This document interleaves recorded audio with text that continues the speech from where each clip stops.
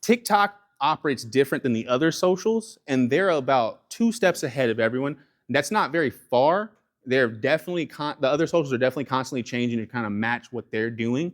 But it's not like a keep them up with the Joneses type effect. It's more so a general change in how social media is kind of moving. Before, social media was definitely more based off of virality, what was going to have um, watch time, clicks, interactions, all these things that we can put to data, right? But now we've had the data for a long time, and certain metrics matter a lot more than others, like audience retention past 7 seconds, things like that. TikTok decided to stop going from this traditional show your videos to your followers type pathway. They decided to start showing it to focus groups of people outside of your audience. Now, sometimes people in your audience can be in that group too, so that they can kind of size up if you're keeping people happy within your group.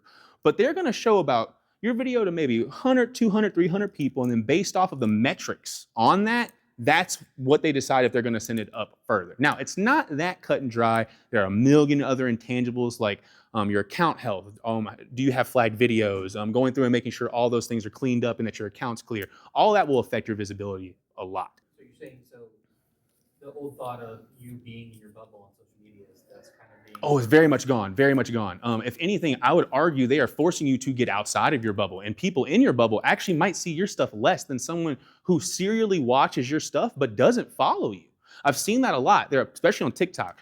If people like and repost and stuff, they might not even follow you, but they're just expecting that content to keep coming. So they'll keep putting it on their For You page. And that's big, it's big. Sometimes it takes people, I don't necessarily believe in the rule of sevens, marketing, talking about marketing today. Well, that is one thing I'm skeptical of. But you do have to keep coming back. You do have to keep showing them yourself.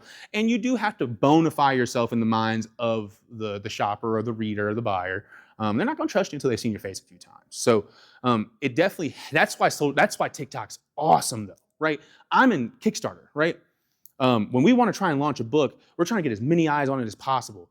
We could just say, hey, I'm going to make 90 videos and drop them in 10 days. Even if they only do 300 views each, there's probably only going to be maybe like a 15 to 20% audience similarity between those videos. That's big, that's big. That means I can chain that together and kind of, because I'm a small time guy. I get that virality, push for these things, you want big numbers. I'm from Louisiana. I'm from Woodworth, Louisiana. We were a village when I was born. We're now a town because we have more than 1,500 people. Okay, so I don't care about all of that. All right, I care about our people. Do they want us? And it's really cool whenever you can kind of see that if you can do essentially a mini con, a one-day event, just by posting 3 times a day and just keep showing your videos to all these cool people.